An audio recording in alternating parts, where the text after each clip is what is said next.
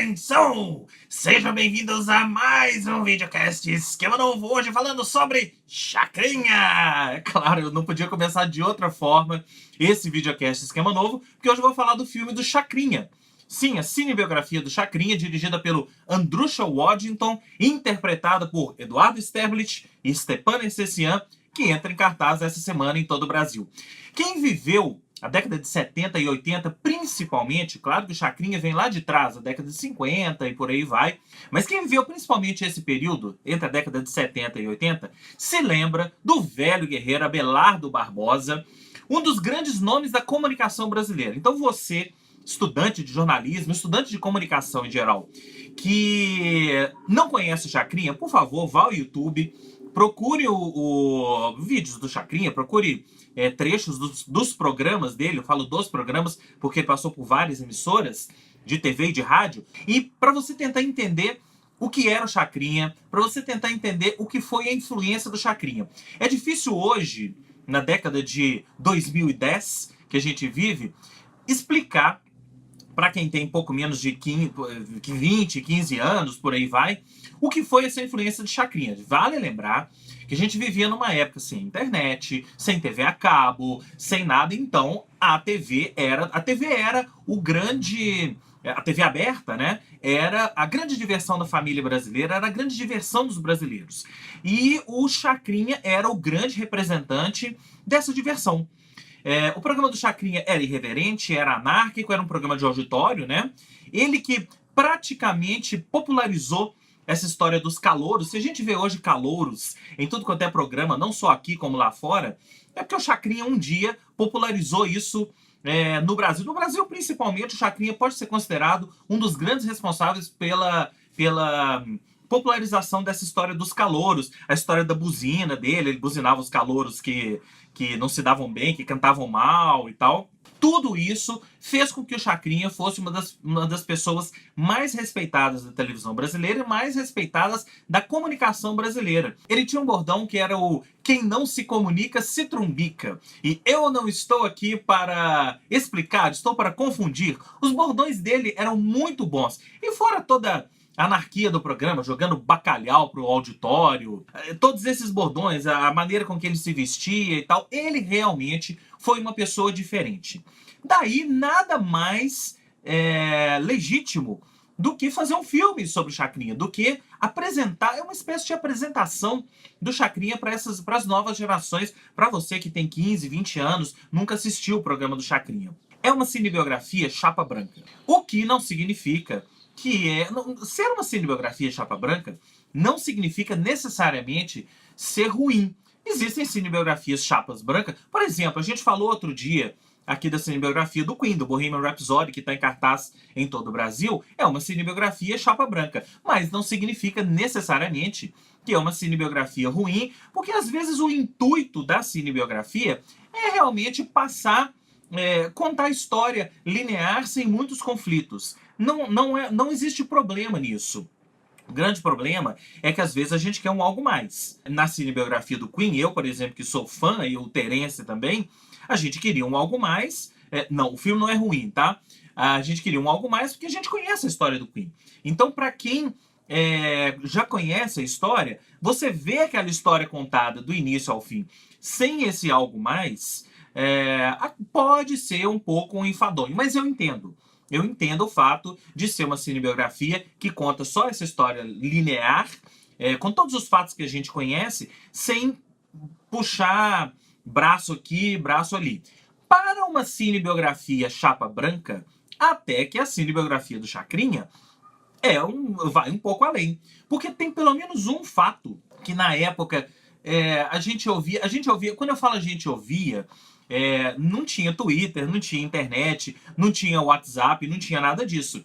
Então a gente ouvia, às vezes você comprava uma revista e lia alguma fofoca, principalmente revistas de fofoca, né? Eu me lembro que existia a revista Amiga, como essas revistas que a gente tem hoje que falam de novelas, né? A gente ouvia falar disso, mas era uma coisa que ninguém falava, ou se falava era meio nas entrelinhas, do caso do Chacrinha com a Clara Nunes. Existiu essa história, falou-se muito na época. Eu tenho uma lembrança muito vaga dessa história, mas eu me lembro. E no filme, eles mencionam isso no filme. Claro que por ser uma biografia chapa branca e por não ter, ninguém ter a informação certa, então ninguém sabe com certeza se isso aconteceu. Pode ser até que algumas pessoas saibam, mas assim, a grande mídia, o grande público não sabe ao certo se isso aconteceu. Isso também no filme é colocado de forma a deixar um pouco de dúvida.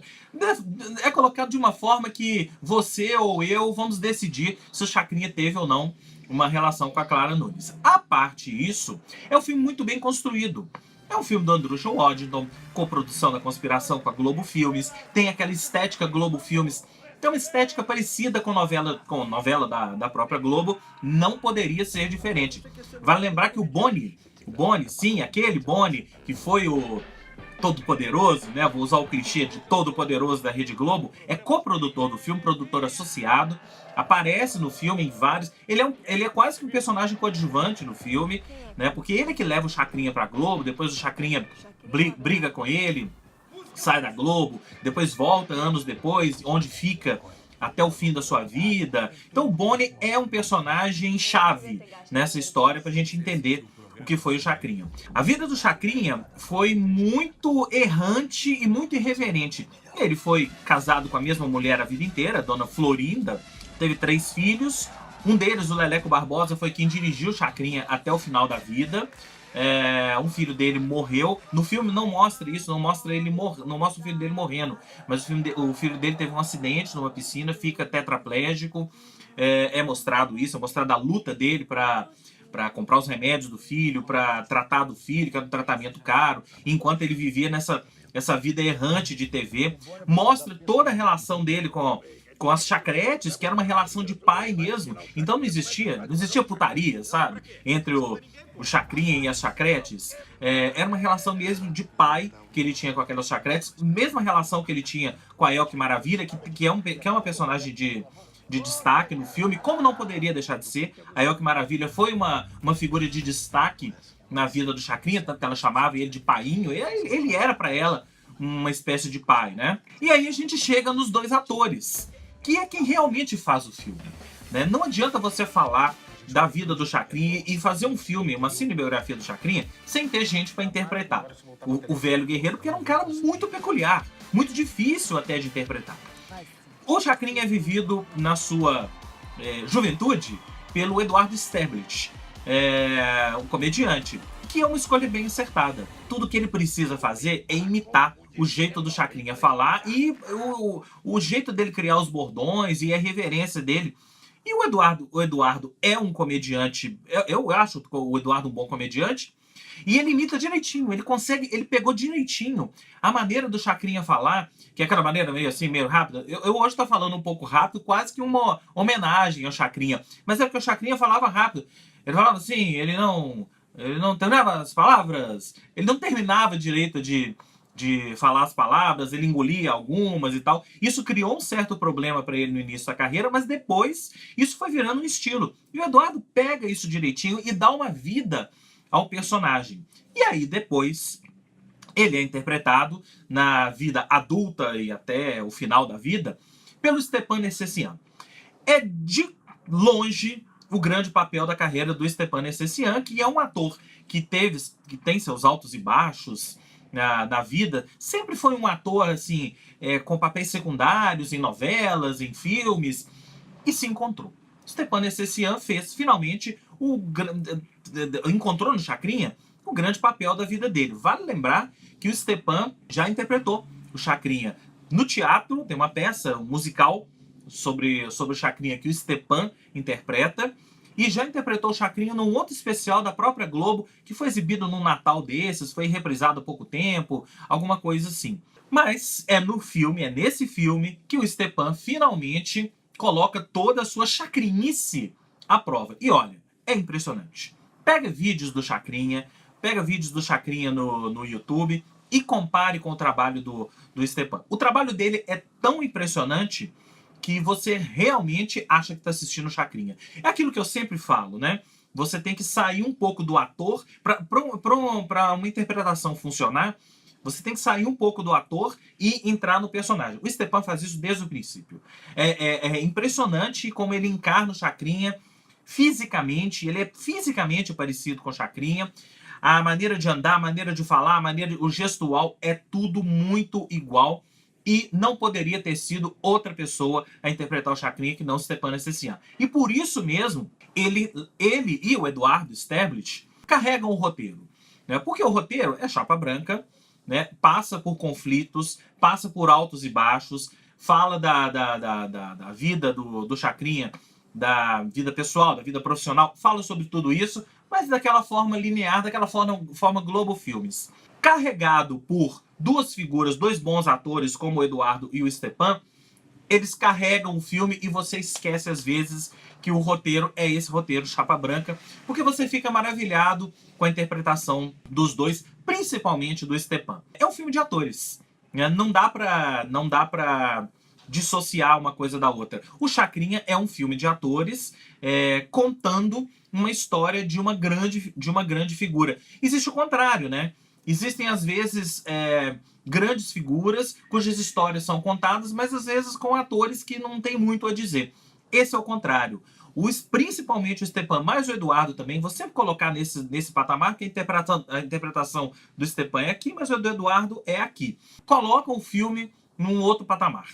Então, trocando em miúdos, é mais um daqueles filmes agradáveis de ver, daqueles filmes que você vai pro cinema e sai satisfeito e sai querendo pesquisar, né? Sai querendo ver vídeos sobre Chacrinha, sai querendo ver mais coisas sobre ele, sai querendo ver, inclusive, as semelhanças físicas, né? A gente sai querendo ver um pouco essas semelhanças físicas, como é que se realmente o Stepan era parecido ou não. Vale muito a pena assistir a cinebiografia do Chacrinha, que entra em cartaz essa semana em todo o Brasil. Para quem conhece o personagem, se relembrar, né? Se relembrar dele, da sua história, das pessoas que circulavam ali ao redor dele e principalmente do que significou Chacrinha para a comunicação brasileira. E para você que não conhece, também vale a pena, principalmente se você é interessado por comunicação de massa, né? Por pessoas que conseguem falar em público. Hoje em dia, a gente está falando aqui no YouTube, a gente está falando com uma câmera. É tão importante você saber comunicar, você saber olhar para uma câmera e comunicar com o público, com uma grande massa. O Chacrinha foi um dos grandes mestres. Então vale a pena, você que não viu o programa do Chacrinha, você que não viu o Chacrinha em ação, vale a pena assistir o filme e depois procurar vídeos no YouTube sobre o Velho Guerreiro, ok? Então esse foi mais um videocast Esquema Novo sobre o Chacrinha! E a gente volta a qualquer momento, a qualquer hora, com mais videocasts sobre cinema, sobre TV, sobre música. Até a próxima!